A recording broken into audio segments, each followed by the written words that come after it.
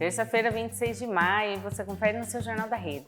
Europa tem temperaturas recordes, chegando à marca de 34,8 graus e morte confirmada. O governo brasileiro anunciou o envio de ajuda humanitária para a Bolívia. Primeira capacitação do programa Arujá Unibras, realizado pela Prefeitura. Santa Isabel está com inscrições abertas para o curso gratuito de chocolateiro. Sensitivo Igor fala sobre a previsão do Brasil na Copa 2026. E, logicamente, tem seu resenha na rede com o Lucas. Está no ar o seu jornal.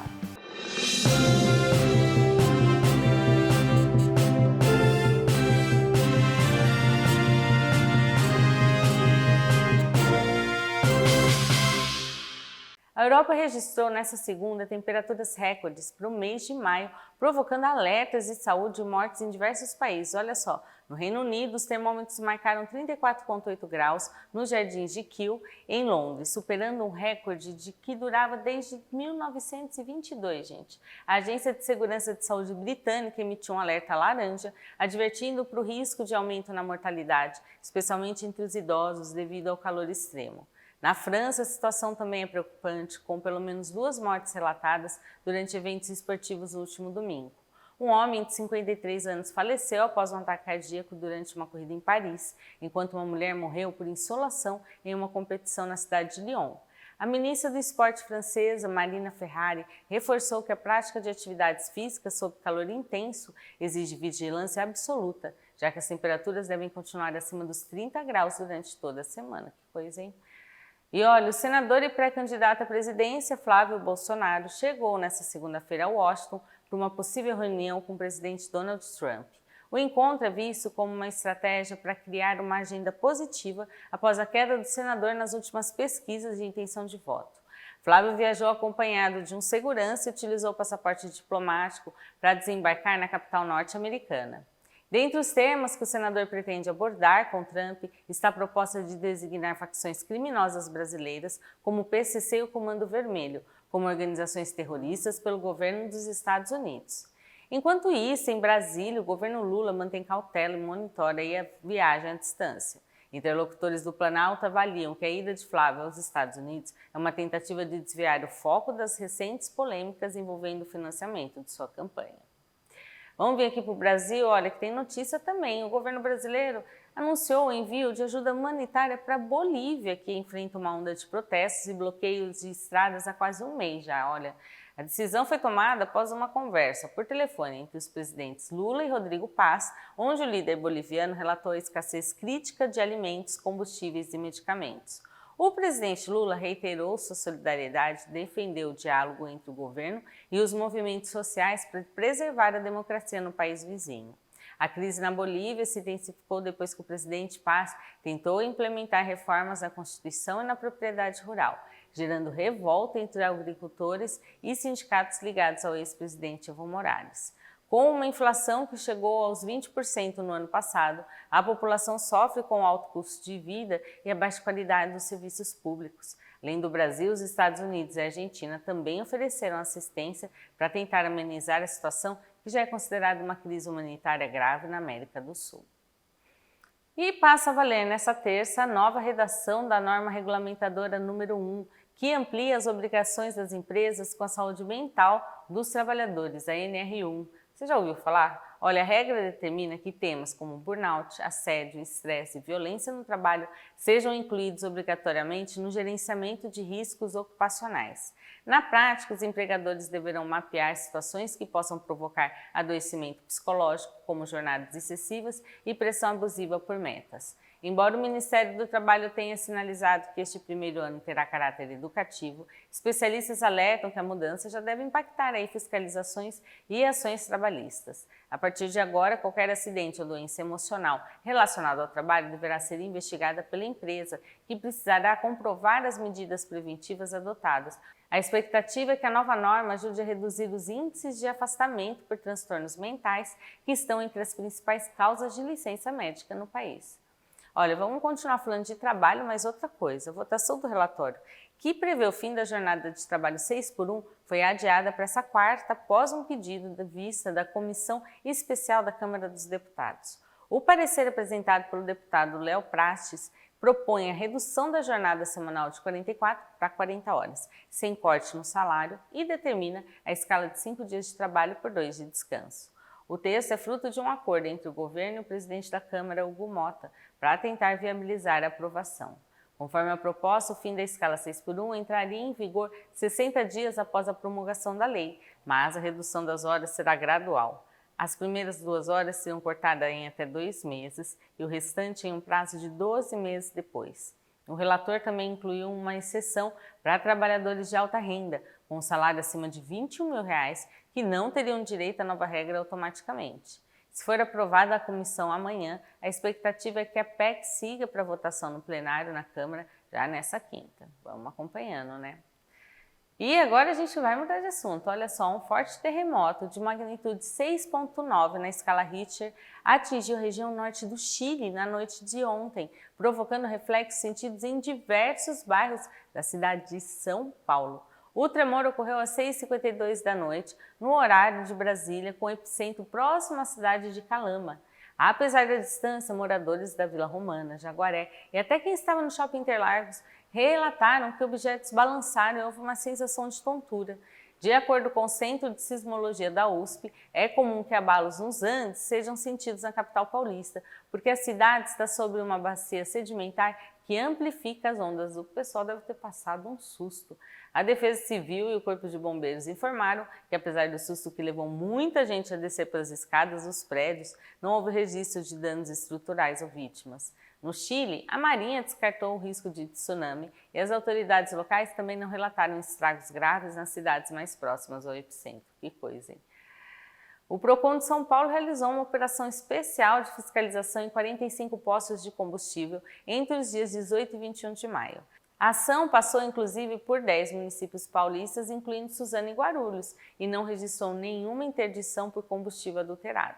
Os agentes verificaram a qualidade da gasolina, do etanol, do diesel, além de conferirem o cumprimento de leis como o antifumo e a proibição de venda de bebidas para menores nas lojas de conveniência. Segundo o órgão estadual, os bons resultados mostram que os estabelecimentos estão mais atentos às normas do ano em que o Procon completa 50 anos de história. A orientação para os consumidores é sempre exigir a nota fiscal e, em caso de suspeita de irregularidade na bomba, registrar a denúncia pelo site oficial do órgão. Também é recomendado dar preferência para postos que utilizam bombas certificadas pelo IPEM, que possuam tecnologia antifraude para garantir que o volume abastecido seja exatamente o que aparece no visor. Agora vamos fazer um giro pelas notícias de segurança em Guarulhos, tem muita coisa por lá. Uma grande operação integrada entre a Guarda Civil Municipal, a Polícia Civil e a Fiscalização Urbana combateu a perturbação do sossego na cidade entre a noite de sexta e a madrugada desta segunda. Denominada como Ordem e Paz, a iniciativa dispersou cerca de 1.100 pessoas que estavam aglomeradas em pontos críticos. Tinha no Jardim Flor da Montanha, o Soberana e o Jardim Ponte Alta 2. A ação resultou na detenção de 2 pessoas por desacato e na apreensão de 4 veículos adulterados com potentes caixas de som. Durante a fiscalização, dezenas de adegas e bares foram notificados por irregularidades e alguns estabelecimentos tiveram as atividades encerradas imediatamente. A população pode continuar colaborando com o trabalho das autoridades através do 153 da GCM, que atende 24 horas por dia. Ainda pela cidade, a GCM realizou uma série de ações contra o tráfico de drogas que resultaram na prisão de 3 homens e na apreensão de um adolescente nesse final de semana. As ocorrências foram registradas pela Inspetoria Norte e pelo Canil da Corporação, nos bairros Invernada e Recreio São Jorge. No total, os agentes recolheram 1,2 kg de cocaína e maconha, que estavam já fracionados em 730 porções prontas para comercialização. Na primeira ação, no bairro Invernada, um adulto e um jovem foram flagrados com 300 porções de entorpecentes na Rua da Sede. Já na noite de domingo, no Recreio São Jorge, o grupamento com cães localizou mais 430 porções, além de celulares e um caderno com a contabilidade do crime. Todos os envolvidos foram encaminhados ao 4º Distrito Policial de Guarulhos, onde as ocorrências foram registradas e as drogas periciadas. Agentes da Inspetoria Norte da Guarda Civil Municipal de Guarulhos recuperaram na manhã de sexta também uma moto Yamaha MT-03, que havia sido roubada no mês de fevereiro. Olha só, a equipe realizava um patrulhamento pela Avenida José Augusto da Silva Rico, no Jardim São João, Quando avistou o veículo, decidiu realizar a averiguação. Ao consultar o sistema, os guardas constataram um alerta de roubo para moto, que é modelo 2026, novinha. A ocorrência foi apresentada no 7º Distrito Policial de Guarulhos, onde a autoridade policial lavrou o auto de localização e procedeu com a devolução imediata do bem ao proprietário. Coisa boa para ele, hein? A GCM reforça a importância de registrar o BO em caso de furto e roubo, para que os dados sejam inseridos num sistema de monitoramento e auxiliem nas recuperações durante as rondas preventivas pela cidade. Falando ainda em Guarulhos, agentes da Inspetoria Centro da Guarda Civil Municipal prenderam um homem na última sexta, logo após ele furtar mercadorias de uma farmácia no bairro Macedo. A equipe que estava em serviço no Poço do Bosque Maia percebeu uma movimentação estranha no estabelecimento, localizado na Avenida Paulo Fatini, e decidiu fazer a abordagem. O suspeito foi detido nas proximidades com diversos produtos que haviam sido retirados das prateleiras sem o devido pagamento. O acusado foi levado para o 1º Distrito Policial de Guarulhos, onde a autoridade de plantão ratificou a prisão em flagrante por furto. Os produtos foram recuperados e devolvidos ao responsável pelo comércio, menos mal. E, por fim, agentes da Guarda Civil Municipal e da Polícia Rodoviária Federal impediram o saque de carga de um caminhão que tombou na rodovia Presidente Dutra na noite de domingo. Muito caminhão tomba, com carga ali, o pessoal vai lá correndo pegar. O acidente ocorreu na altura do quilômetro 211, na região do Bom Sucesso. Logo, atraiu diversas pessoas que tentavam levar os produtos espalhados. As equipes isolaram a área imediatamente, garantindo a preservação da mercadoria e a sinalização da pista para evitar novas colisões no trecho. A gente vê uma coisa muito triste. Às vezes a pessoa está lá acidentada, o motorista dentro do caminhão, e o pessoal não ajuda, vai correndo pegar as mercadorias. Apesar do susto e dos danos materiais, o acidente não deixou vítimas e a presença policial foi essencial para assegurar que o transbordo da carga para outro veículo fosse realizado com segurança. A rodovia chegou a apresentar lentidão durante o trabalho das equipes, mas o trânsito foi normalizado logo após a retirada do caminhão da via. A GCM reforça que o saque de cargas ali é considerado crime de furto e que o patrulhamento nas margens das rodovias que corta a cidade segue intensificado. A PM realiza nesta quarta a Operação Impacto Grande Envergadura em toda a região do Alto Tietê. Vou explicar para vocês. A iniciativa é alusiva aos 20 anos de criação do Comando de Policiamento de Área Metropolitana 12 e vai acontecer simultaneamente em Suzano, Mogi, Itaquá e outras 5 cidades da nossa região.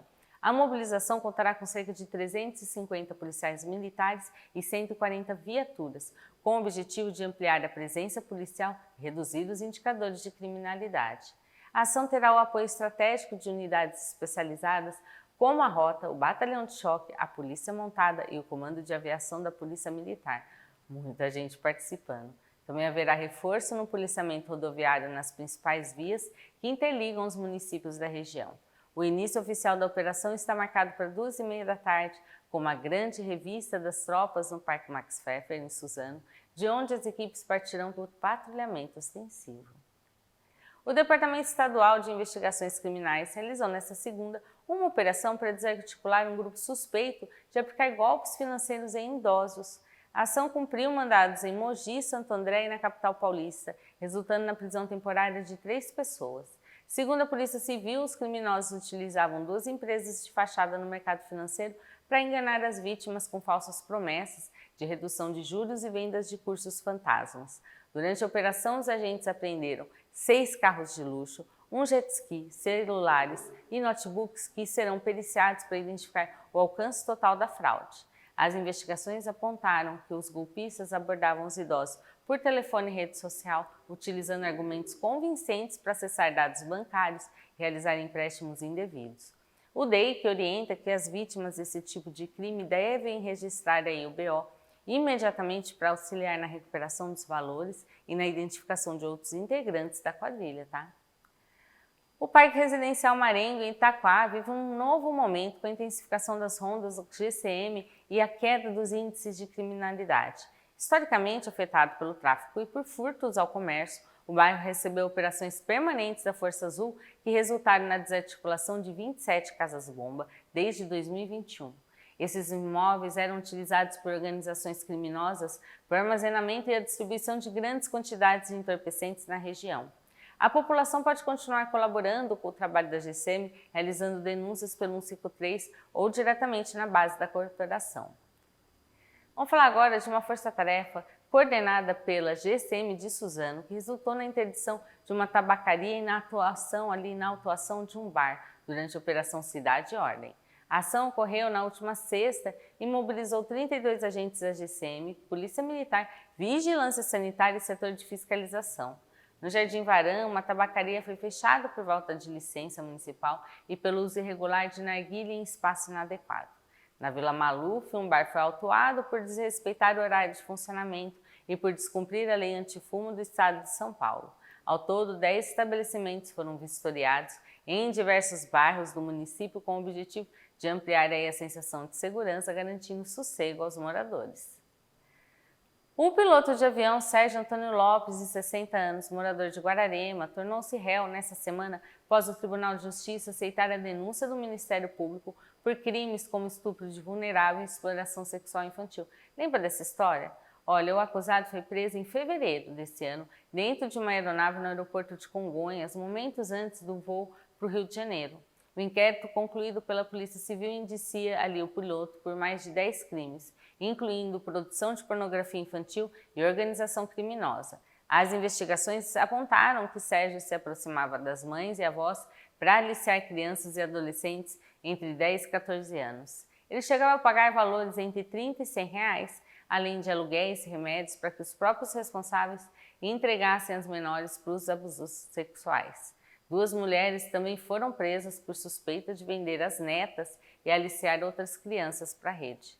Com a aceitação da denúncia, o processo agora avança para a fase de defesa, enquanto o acusado segue preso e foi demitido da companhia aérea onde trabalhava há 26 anos. E no próximo bloco, primeira capacitação do programa Arujá Libras, realizado pela Prefeitura. E mais, Sensitivo Igor fala sobre a previsão do Brasil na Copa 2026. Fique aí que esse Jornal da Rede volta já já.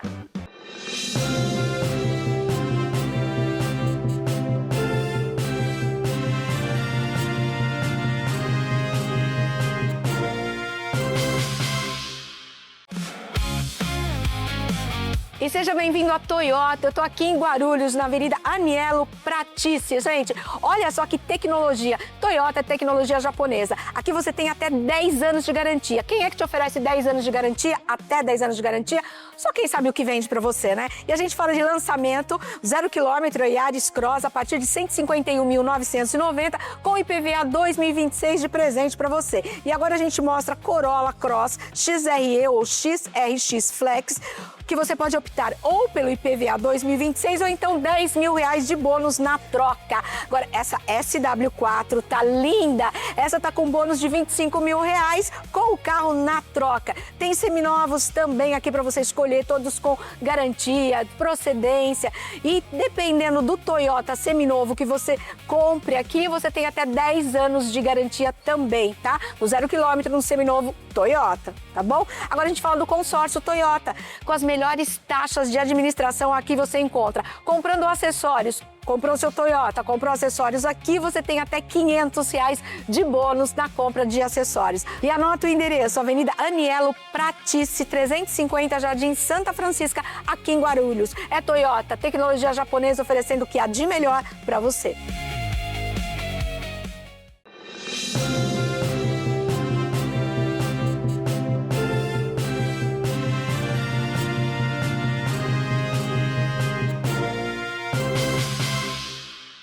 A Prefeitura de Arujá realizou nesta segunda a primeira capacitação do programa Arujá Libras, que vai oferecer atendimento 24 horas para a comunidade surda. Vou explicar para vocês, a iniciativa é pioneira no Alto Tietê e vai permitir que o cidadão tenha suporte de um intérprete em tempo real em áreas como saúde, educação e segurança pública. A ferramenta vai funcionar tanto de forma presencial quanto online, inclusive aos finais de semana e feriados, garantindo total autonomia para os usuários. Com o novo sistema, pontos de acesso com QR Code serão instalados em todas as secretarias e em transporte público da cidade. Um diferencial importante é que o acesso ao serviço não vai consumir os dados móveis do celular do usuário, facilitando o uso da plataforma em qualquer lugar no município. O diretor da Pessoa com Deficiência, Ronilson Silva, destacou que a medida coloca já na história da inclusão regional, reforçando que a comunicação acessível é um direito fundamental de todos os cidadãos. Muito legal, né? Ele vai para algum lugar, às vezes vai passar num pronto-socorro, numa UPA, numa UBS, ele acessando o serviço, ele vai poder fazer uso. Muito boa iniciativa. O Corpo de Bombeiros de Suzano realizou nesta segunda formatura de 185 alunos das escolas municipais Antônio Carlos Maia e professor Manuel Vicente Ferreiras Filho. Olha, o projeto Bombeiro na Escola capacitou crianças de 9 e 10 anos com noções básicas de proteção, segurança e primeiros socorros. É importante sim. Durante a cerimônia no Jardim Japão, os estudantes receberam certificados e premiações pelas melhores redações e desenhos sobre o tema.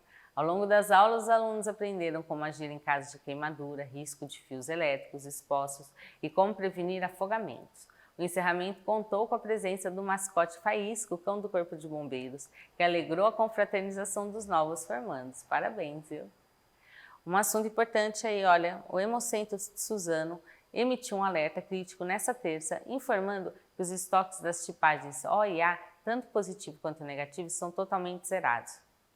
O apelo é emergencial, já que diversos pacientes aguardam por transfusões nas unidades de saúde da região. Qualquer tipo sanguíneo é bem-vindo, mas a prioridade nesse momento são os doadores desses 4 grupos que estão em falta. Para ajudar é necessário ter entre 16 e 69 anos, pesar pelo menos 50 quilos e estar em boas condições de saúde. O doador deve comparecer alimentado, evitando apenas comidas gordurosas nas 4 horas antes ali da coleta e apresentar um documento original com foto. As doações são feitas sempre por agendamento prévio pelo WhatsApp, olha, 4752-9999. O Hemocentro fica na Avenida Antônio Marques Figueira, número 1861, na Vila Figueira, próximo ao Hospital e Maternidade de Suzano. Nos comerciais aí do nosso jornal, você acompanha o recado da Rede Alto Tietê. E desde ontem, Itaquá passa a contar com uma unidade do Bom Prato móvel no bairro Vila Sônia. Tem um Bom Prato itinerante aí. O caminhão vai ficar estacionado na rua Pirituba, número 228, e vai permanecer até o mês de setembro, tá? Oferecendo almoço subsidiado pelo governo do estado. O atendimento ocorre de segunda a sexta, a partir das 11 da manhã, com a venda de 300 marmitas diárias pelo valor de apenas R$1. A iniciativa tem como objetivo descentralizar o atendimento do restaurante popular, facilitando o acesso para famílias que enfrentam dificuldades de deslocamento até a unidade fixa no centro. Além da unidade móvel, o Bom Prato do Centro segue com atendimento normal, tá? Oferecendo café da manhã, almoço e jantar todos os dias. Os microempreendedores individuais de Guararema têm até sexta, dia 31 de maio, para entregar a declaração anual do Simples Nacional. Para auxiliar quem ainda não realizou o procedimento, a Sala do Empreendedor está oferecendo atendimento gratuito para orientação, preenchimento e envio do documento. A declaração é obrigatória para todos os mês, mesmo para aqueles que não tiveram faturamento durante o ano de 2025. Importante, viu?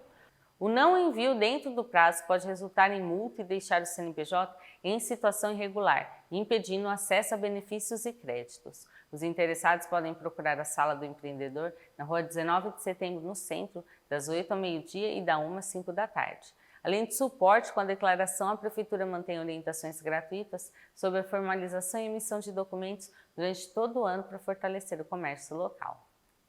Ainda pela cidade, a Estância Turística recebe a partir de sexta a tradicional Festa do Divino Espírito Santo 2026. Promovida pela paróquia São Benedito com apoio da Prefeitura, a celebração desse ano terá uma mudança estratégica. Vai ser realizada na Praça 9 de Julho, em frente à Igreja Matriz. A programação segue até o dia 7 de junho e conta com alvoradas às 6 da manhã, missa solene e a tradicional quermesse com bolinho caipira e afogado. Um dos momentos mais aguardados será o desfile dos cavaleiros e carro com bois, que, olha, acontece no dia 7 de junho com um novo percurso pelas ruas do centro. O trajeto vai passar pela rua 19 de setembro e Coronel Ramalho, terminando com o almoço de confraternização no estádio do bairro Ipiranga. A festividade reforça a identidade cultural de Guararema e deve atrair milhares de turistas e fiéis de todo o Alto Tietê durante os 10 dias de evento. Os estudantes que desejam concorrer a uma vaga no vestibulinho da ETEC de Guararema ganharam mais alguns dias de prazo. Olha, as inscrições foram prorrogadas, tá? Seguem até às 8 horas da noite do dia 5 de junho. A unidade, localizada no bairro Nogueira, oferece curso técnico de logística para o segundo semestre deste ano, tá? tem o foco em planejamento de compras, gestão de estoque e transporte de carga. O cadastro deve ser feito exclusivamente pela internet, no site vestibulinhoitec.sp.gov.br. A taxa de inscrição é R$ 50 e a prova será aplicada no dia 21 de junho, às 1h30 da tarde. A Escola Profissionalizante de Guararema reforça que o curso é uma excelente oportunidade para quem busca ingressar rapidamente no mercado de trabalho, numa área estratégica para a economia do Alto Tietê. Vamos mudar de cidade? Olha, vamos falar de Santa Isabel. Lá está com inscrições abertas para o curso gratuito Chocolateiro, uma parceria com o programa Trampolim do Governo do Estado. A qualificação tem carga horária de 60 horas e vai ensinar técnicas práticas de produção e receita para quem deseja trabalhar no ramo de confeitaria. As inscrições seguem até o dia 8 de junho e são oferecidas apenas 15 vagas para o período da manhã, pouquinho, hein? As aulas estão previstas para começar no dia 22 de junho, vão até o 7 de julho, sempre das 8 ao meio-dia e 10, olha. E o curso será realizado na sede do Fundo Social de Solidariedade na Vila Nova. Os interessados devem realizar o cadastro exclusivamente pela internet. Realizem rápido, são poucas vagas, no site do programa. Uma excelente oportunidade aí para a população isabelense se qualificar e gerar renda com o próprio negócio. Ainda pela cidade, a Prefeitura anunciou uma mudança no próximo encontro de colecionadores do álbum da Copa do Mundo 2026. Já está tendo troca, gente, faz tempo. O evento, que é gratuito e aberto para todas as idades, será realizado neste sábado na Praça Fernando Lopes. A atividade acontece das 9 da manhã ao meio-dia e tem o objetivo de incentivar a convivência entre as famílias e o espírito esportivo na cidade. Além da troca de figurinhas, a Secretaria de Esporte e Lazer vai realizar uma edição especial da campanha do agasalho durante o evento. Quem levar uma doação e realizar a inscrição com os agentes da Prefeitura vai concorrer ao sorteio de uma bola oficial. É uma excelente oportunidade para completar aí o álbum, gente. Vai ter muita figurinha para trocar, né? Vamos de previsão do tempo? Olha, em Suzana, a quarta inicia com céu nublado e tempo fresco. À tarde, as temperaturas têm uma leve alteração em previsão de chuva fraca. Mínima de 15 graus e máxima de 23. Em Arujá, o cenário se mantém com mínima de 14 e máxima de 24. Você está na torcida aí, cruzando os dedos para o Brasil trazer o Hexa para casa? Fique de olho, então, que vai começar um quadro especial um pouquinho antes da Copa. O Sensitivo Igor traz nas previsões do Brasil ali se ele vai bem na Copa do Mundo. Sensitivo Igor, conta pra gente o que as cartas estão te mostrando. Oi, Jornada Rede, tudo bem? Prazer, eu sou o Sensitivo Igor e eu trouxe algumas previsões relacionadas à Copa do Mundo de 2026. Vem comigo que eu vou falar tudo pra vocês. Gente, quando eu me conectei com a energia da Copa do Mundo, com a energia da seleção brasileira, veio a primeira carta, que foi a carta do Sol. O que o Sol ele traz pra nós, pra esse momento da Copa pro Brasil? É muito interessante porque ele fala muito sobre o brilho, o reconhecimento, a energia do destaque mundial pro Brasil. Mas também fala, gente, sobre o Brasil ser muito observado, muito comentado, com muito potencial de competição. Porém, as cartas trazem para nós um alerta muito importante, que é o excesso de confiança. Porque ao mesmo tempo que o Brasil tem essa confiança toda, vai estar brilhando, vai estar existindo numa energia muito positiva, mas também tem o ego inflado. Assim, é como se em alguns momentos existisse aquela sensação de já ganhou. Nossa, já ganhou, é sobre isso, vamos que vamos, dentro dos próprios jogadores, tá? E isso pode acabar atrapalhando o desempenho da equipe, o desempenho da seleção em partidas mais decisivas. Eu acho que o Brasil tem caminho para chegar nas semifinais, tem muita possibilidade para chegar longe mesmo, só que aparecem alguns imprevistos nas cartas durante a trajetória, pequenas falhas, momentos de pressão e situações que podem influenciar inesperadamente o resultado dos jogos. E no próximo bloco tem sua resenha na rede com o Lucas, fica aí que seu Jornal da Rede volta pra cá.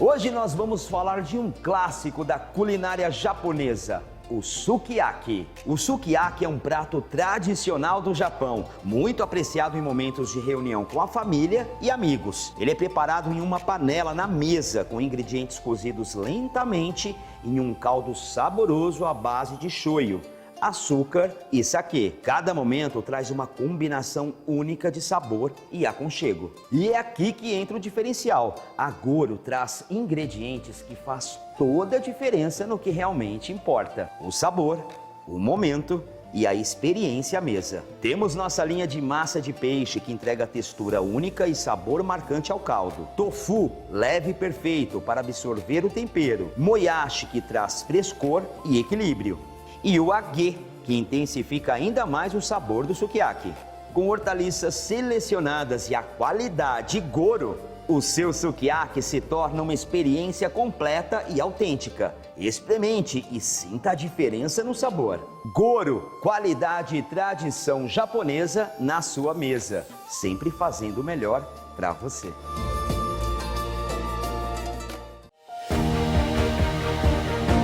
Você sabia que o sangue que salva vidas hoje pode não estar disponível amanhã? Diferente de outros recursos hospitalares, o sangue não pode ser produzido. Ele existe quando alguém decide doar. Os hemocomponentes têm validade curta.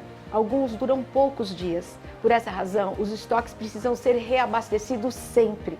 A necessidade não para. São cirurgias, emergências, tratamentos contínuos e outros. Neste momento, a maior necessidade são para os tipos de sangue A e O, que são os mais utilizados. Quando o número de doadores diminui, o impacto é muito grande e imediato. Mas existe uma forma simples de ajudar. Você pode doar. E você pode ir além disso. Você pode mobilizar amigos, colegas de trabalho, pessoal da família, fazer uma doação em grupo. Olha só que interessante. É uma forma prática de fortalecer os estoques. Agende uma doação. Manter o estoque não é uma escolha. É garantir que alguém tenha uma segunda chance. Hemocentro Transfusão. Doe sangue, doe vida.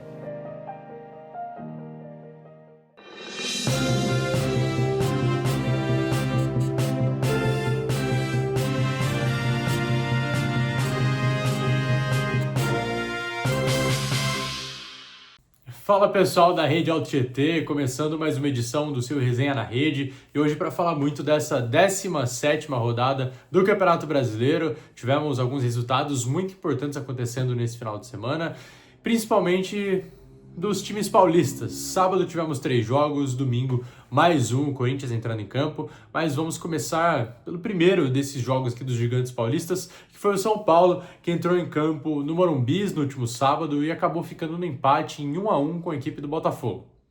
Tivemos o São Paulo abrindo o placar cedo, ainda na primeira etapa com o Luciano. Depois de uma finalização ali forte, o goleiro Neto acabou batendo roupa e entregou um presentaço ali para o Luciano, fez um rebote curto, sobrando nos pés do camisa 10, que só teve o trabalho de tirar do goleiro, mandando para o fundo do gol. Depois tivemos, já na segunda etapa, já próximo do encerramento da partida, o Botafogo empatando com um golaço de fora da área. A bola sobrou ali num bate-rebate, acabou sobrando na entrada da área. E aí o jogador do Botafogo foi muito feliz e mandou no ângulo, sem nenhuma chance de defesa para o goleiro Rafael. Com esse resultado, tivemos São Paulo se mantendo ainda ali na posição que estava, mais ou menos na 5ª colocação, e o Botafogo segue também estagnado mais para baixo da tabela. E não foi só o São Paulo, não foi só o Botafogo que entraram em campo, né? Nesse sábado tivemos também Santos e Grêmio, uma partidaça de 5 gols na Arena do Grêmio. E tivemos o Santos abrindo o placar ali aos 31 minutos da primeira etapa, com Gabriel Barbosa, depois de uma roubada de bola, um vacilo da zaga gremista. Tivemos o Santos saindo no contra-ataque, e aí sobrou a bola livre para o Gabigol, recebeu ali um passe açucarado já sem o goleiro Everton, ele só teve o trabalho de empurrar para o gol. O Grêmio reagiu rápido, viu? E 8 minutos depois empatou com Carlos Vinícius, o artilheiro do Grêmio, vem jogando muita bola e foi responsável por fazer o 1-1 na Arena do Grêmio.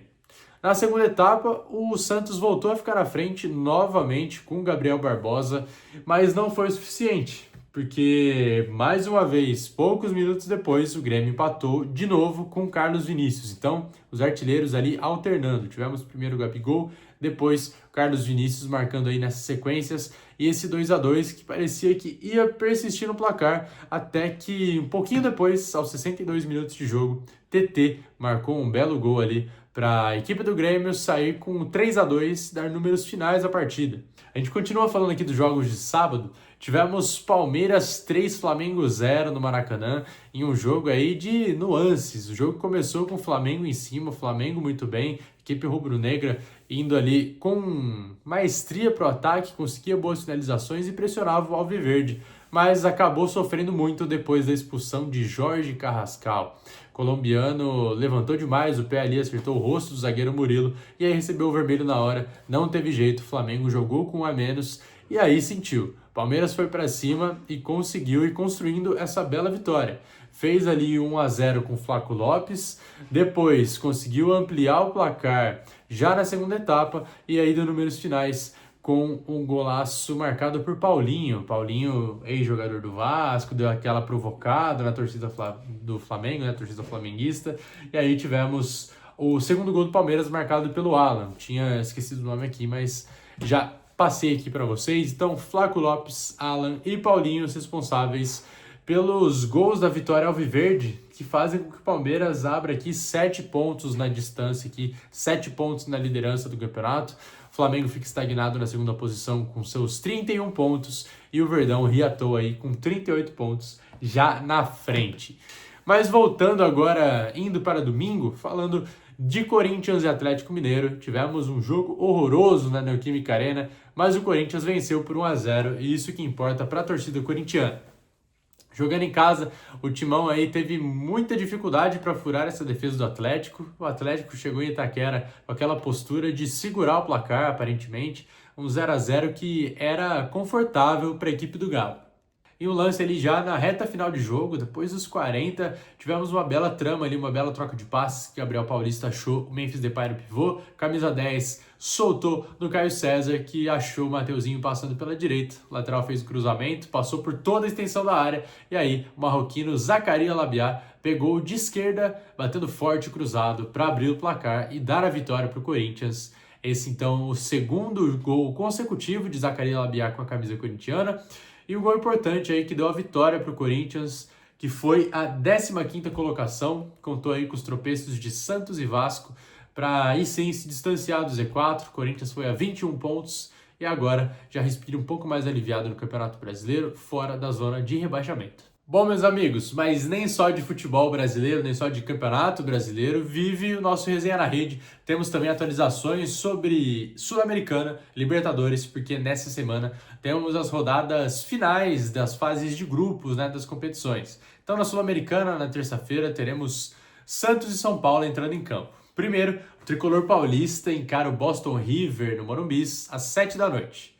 No mesmo dia, às 9h30 da noite, né, um pouco mais tarde, teremos o Santos encarando o Deportivo Recoleta Deportivo Recoleta não, Santos encara o Deportivo Cuenca. Confundi ali os deportivos, mas é Santos e Deportivo Cuenca na Vila Belmiro.